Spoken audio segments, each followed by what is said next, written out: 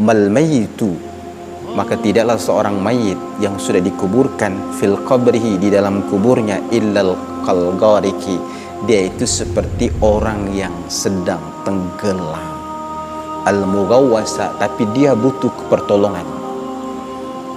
Pada saat itu, kalau selama hidupnya itu dia didik anaknya ini menjadi anak yang soleh dan solehah, itu ibunya belajar Al-Quran, anaknya juga dia didik Al-Quran.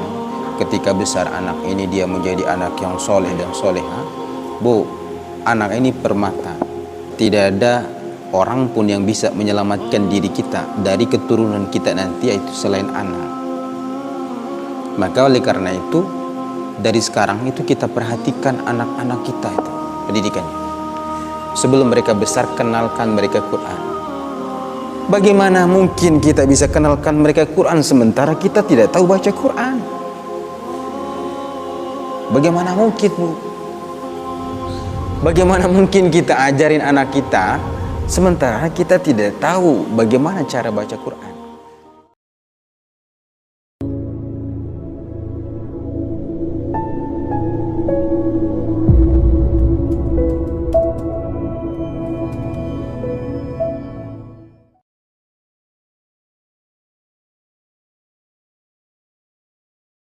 Bismillahirrahmanirrahim. Assalamualaikum warahmatullahi wabarakatuh.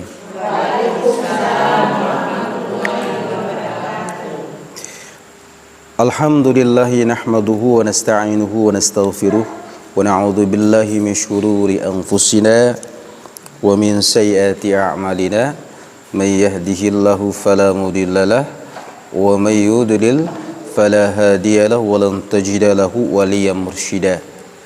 Asyhadu an la ilaha illallah wahdahu la syarikalah wa asyhadu anna Muhammadan abduhu wa rasuluh. Allahumma salli wa sallim wa barik ala sayyidina Muhammad wa ala alihi wa sahbihi ajma'in. Amma ba'd. Yang saya hormati Ustadz Arsyad yang mendampingi kita pada malam hari ini, ibu-ibu BKMT, ibu-ibu Majelis Taklim Babul Babul itu artinya dari kata babun, pintu. Jannah, al-jannah itu artinya surga. Itu mudah-mudahan yang ada di majelis taklim ini, yang ada di BKMT ini, sering hadir di majelis taklim, insyaallah kita semua nanti akan masuk dalam surga yang dijanjikan oleh Allah. Amin ya rabbal. Salawat dan salam kepada junjungan Nabi Allah Muhammad Rasulullah sallallahu alaihi wasallam, kepada para keluarganya, para sahabat, para tabi'in serta pengikutnya yang setia hingga yaumul kiamah. Bapak, Ibu hadirin rahimakumullah. Sebelum kita mulai, saya lihat sudah mulai agak ngantuk-ngantukan. Kita sholawatan dulu, sholawat tibil qulub. Allahumma sholli, 1, 2, 3. Allahumma sholli ala sayyidina Muhammadin tibbil qulubi wa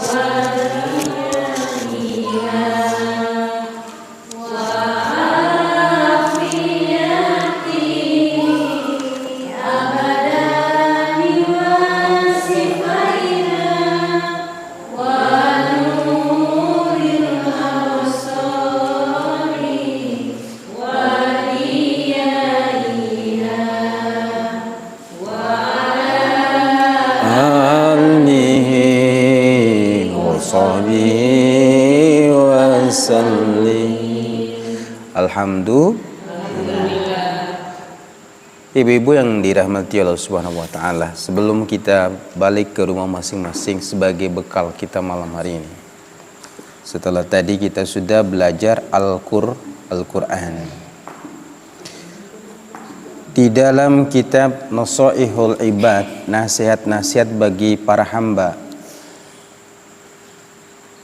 munabbihatin 'alal isti'dad lil yaumil ma'ad, peringatan agar kita mempersiapkan diri menghadapi kematian. di dalam babus sunai. Qala al-mu'allif rahimallahu ta'ala wa nafa'ana bihi wa bi'ulumihi fid dharaini amin ya rabbal alamin. Telah berkata pengarang kitab Nasaihul Ibad Ibnu Hajar Al-Asqalan, kemudian disarah oleh Syekh Nawawi Al-Bantani, wal maqalatu salisah, nasihat yang ketiga, an Abi Bakrin, an Abi Bakr Siddiq radhiyallahu an, dari Abu Bakar As-Siddiq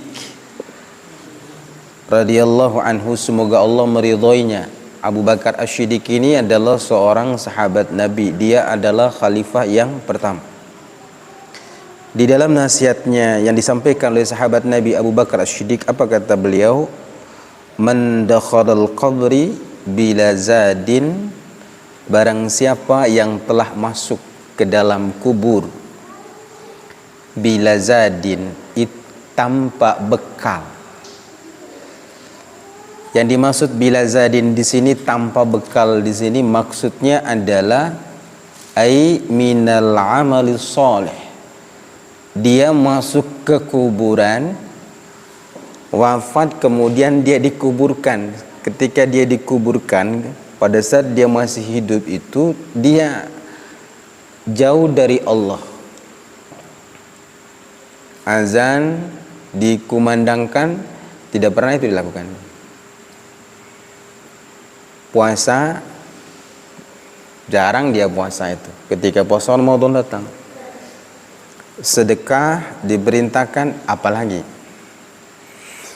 Sekalipun dia hidup pinggir pantai, setiap hari itu banyak dapat ikan, tapi sedekah ikannya kurang. Sekalipun dia hidup di seorang petani, sawahnya luas, ketika dia panen itu banyak berasnya, sedekah berasnya kurang. Amal soleh. Maka kata ya Abu Bakar As-Siddiq, orang yang masuk ke dalam kubur itu tanpa bekal amal soleh, faka'annama raqibal bahri bil safina, itu seperti orang yang mengendarai atau menyeberangi lautan itu bila safina, tanpa kapal.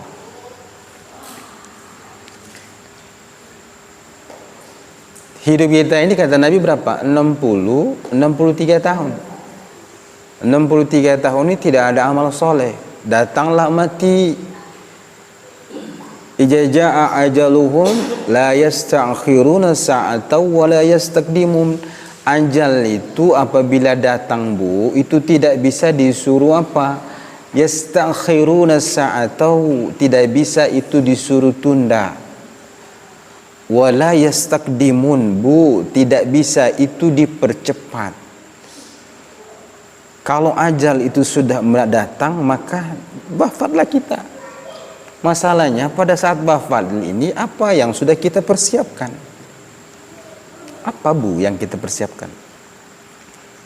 Kalau pada saat kita wafat itu bila zadin, tanpa bekal amal soleh, maka faka'annama raqibal bahri bila safina, kita seperti menyeberang lautan itu tanpa kapal laut, tanpa perahu itu, Bu. Maka apa yang terjadi? Orang yang menyeberangi lautan itu tanpa kapal atau tanpa perahu atau tanpa sampan, pasti dia akan tenggelam. Di sini dikatakan fayaghraqu ghuraqan, maka dia akan tenggelam, dikaram di dalam lautan.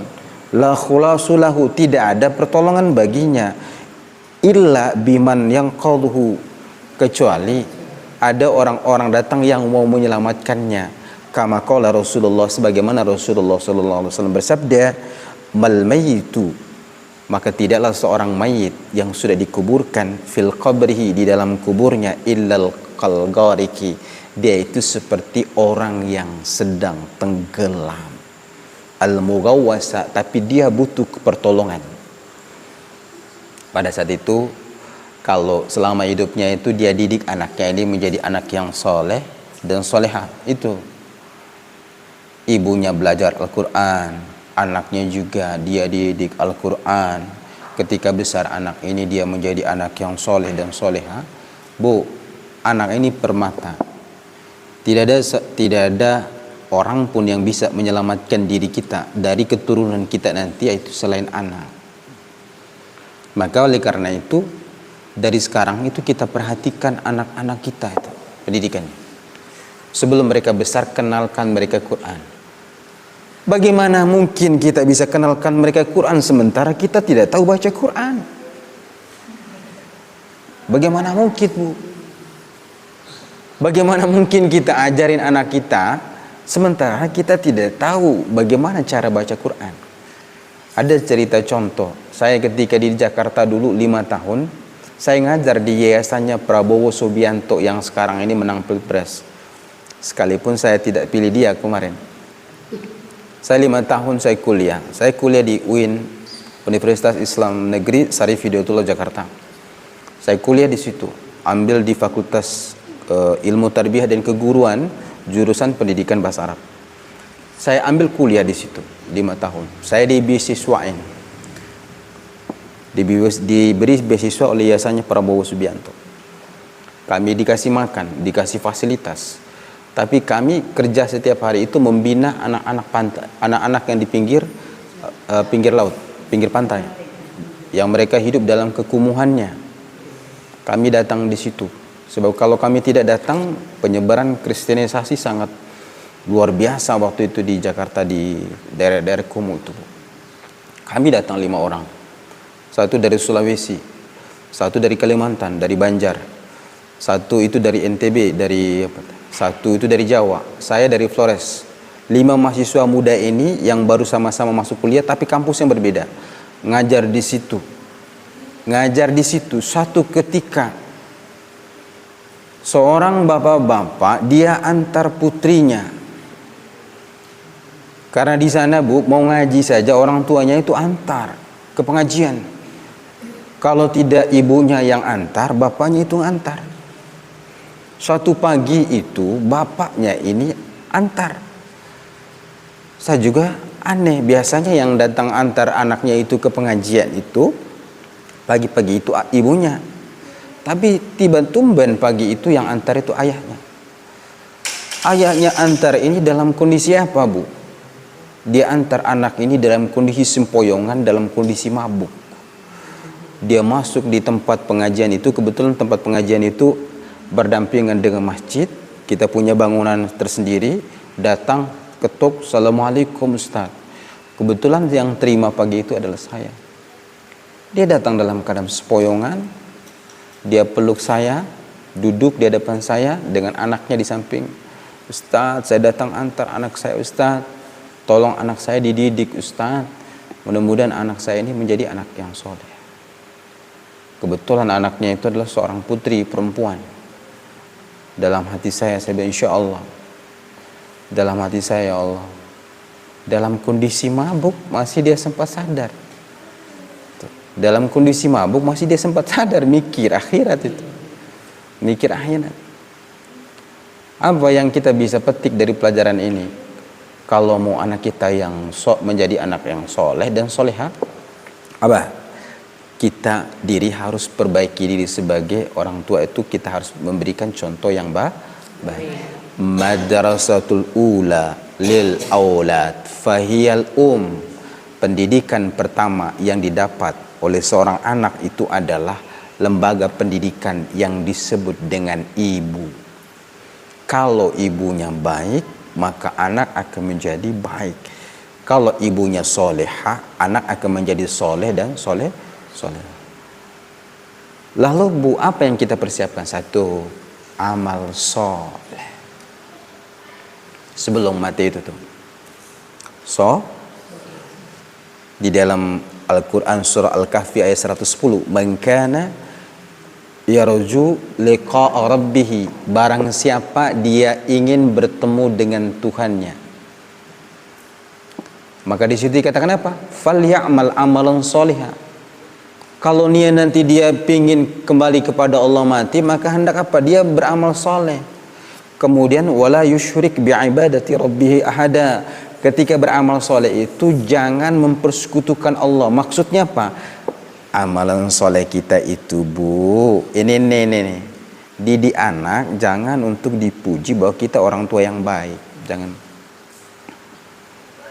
Kita itu sholat jangan ingin dipuji bahwa kita itu adalah orang yang solehah.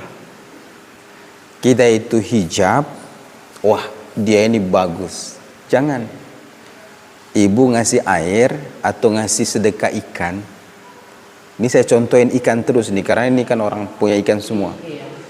Kalau ngasih orang itu ikan, jangan pengen kita dibilang bahwa kita ini adalah orang yang suka membagi atau orang yang baik. Jangan. Amal soleh kita itu apa? Jangan ada di situ ria. Kita ingin menunjuk kepada manusia agar manusia itu mengatakan kepada kita adalah orang yang baik. Jadilah apa? Orang yang ikhlas. Apa itu orang yang ikhlas? Alladzi yaktumuna hasanatuhu kama yaktumuna sayiatuhu. Kata Imam Ibnu Hajar Al-Asqalani dalam kitabnya, orang yang ikhlas itu adalah orang yang menyembunyikan kebaikannya. Dia menyembunyikan kebaikannya sebagaimana dia menyembunyikan aibnya, dosanya. Orang yang ikhlas itu tidak pernah dia pamer kebaikannya. Dia juga tidak pernah membuka aib dirinya. Orang yang ikhlas. Belajarlah orang yang ikhlas. Satu, mempersiapkan amal soleh. Yang kedua, jauhi perbuatan tercela. Bentuknya apa tuh? Gosip, suka gibah, ngumpul di bawah pohon sambil cari kutu, cerita sana sini. Jangan. Kata Nabi, suatu ketika Nabi itu lewat satu majelis, di situ banyak sahabat. Ketika Nabi lewat itu, tiba-tiba Nabi berhenti, lalu tegur. Saya melihat gigi-gigi kalian, kata Rasulullah, itu baru saja kalian memakan bangkai. Para sahabat itu pun bingung. Ya Rasulullah, kami tidak makan bangkai, kami sedang diskusi, kami sedang ngobrol ya Rasulullah. Nabi mengatakan, yang saya maksud bangkai itu adalah kalian tadi itu baru membicarakan aib atau keburukan saudara kamu. Orang yang bicarakan aib saudara kamu seperti orang yang memakan bangkai. Maka oleh karena itu jauhi gibah, jauhi gosip, jauhi fitnah. Itu jauhi perbuatan tercela. Yang ketiga adalah segera taubat. Tubu ilallah taubatan nasuha. Bertaubatlah kepada Allah dengan taubatan yang nasuh, benar-benar taubat. Ngaji kita benar-benar ngaji bu sampai khatam. Kalau kita sholat benar-benar kita taubat, ya Allah saya tidak ulangi lagi ya Allah. Karena apa? Dengan taubat yang benar, seperti kisah seorang tadi itu yang pelacur PSK, mohon maaf ini ya, zaman dahulu kala itu ada seorang pelacur. Dia setiap hari layani laki-laki hidung belang. Dari seorang laki-laki pindah laki-laki lain. Setiap malamnya bergantian terus. Satu ketika dia pulang. Pada saat dia pulang paginya itu dia pulang, dia mendapati seekor anjing itu di pinggir sebuah sumur. Itu anjing itu dalam keadaan kelelahan, kehausan, sampai lidahnya itu menjulur. Ini anjing mau mati nih. Tapi ternyata perempuan ini dia orang yang masih memiliki orang yang rasa yang baik ya. Dia punya rasa, dia punya empati yang baik terhadap banyak. Akhirnya anjing ini ditolong oleh dia. Maka di samping sumur itu kan tidak ada timba. Maka diambillah trompa sepatunya itu, kemudian diikat pada setuas tali. Kemudian dia masukkan trompanya itu sambil memegang tali ini ke dalam. Didapatilah air itu di dalam sumur itu di sepatunya ini. Kemudian diangkat. Setelah diangkat maka dapatlah seteguk air. Kemudian air itu diberikan kepada anjing ini. Anjing yang tadi itu dia mau mati, kemudian dia hidup kembali, ditolong oleh perempuan ini. Artinya apa? Perempuan itu ketika dia tolong, betul-betul dia tolong bahwa dia mengharapkan Tuhan ketika itu, mengharapkan ridho Allah Subhanahu wa ta'ala. Artinya ketika kita bertaubat benar-benar mengharap Allah, jangan ulangi lagi. Jadi itu bekal kita itu bu, mempersiapkan kematian. Amal soleh, jauhi perbuatan tercela. Yang ketiga adalah segera bertaubat. Tuh. Karena kata Allah, wasari'u ila maghfiratin min rabbikum wa jannatin arduha samawati wal ard, bahwa segeralah kalian menuju ampunan Allah. Sesungguhnya surga itu seluas langit dan bumi yang dipersiapkan bagi siapa? Orang-orang yang bertaubat. Taubat itu tentu mereka dekat dengan Allah. Jadi itu Bu, nasihat dari Abu Bakar As-Siddiq radhiyallahu anhu. Jadi mudah-mudahan kita belajar Quran ini sebagai bentuk persiapan kita sebelum kita mati. Saya kira itu saja dari saya. Mudah-mudahan kalau ada yang mau ditanyakan silakan. Saya beri waktu 2 menit kalau mau ditanyakan. Kita akhiri dengan doa kifaratul majelis. Subhanallah bihamdi, subhanallah bihamdika, asyhadu an la ilaha illa astaghfiruka wa atubu ilaik. Assalamualaikum warahmatullahi wabarakatuh. Ingat Bu, saya ulang lagi, murojaah, ulang lagi di rumah. Sehingga pertemuan depan itu sudah siap. Oke? Tuh, murojaah itu penting. Kita pembelajaran harus murojaah, diulang-ulang terus. Jangan Ibu, kami saja yang sudah ini tetap kami ulang lagi. Seperti itu.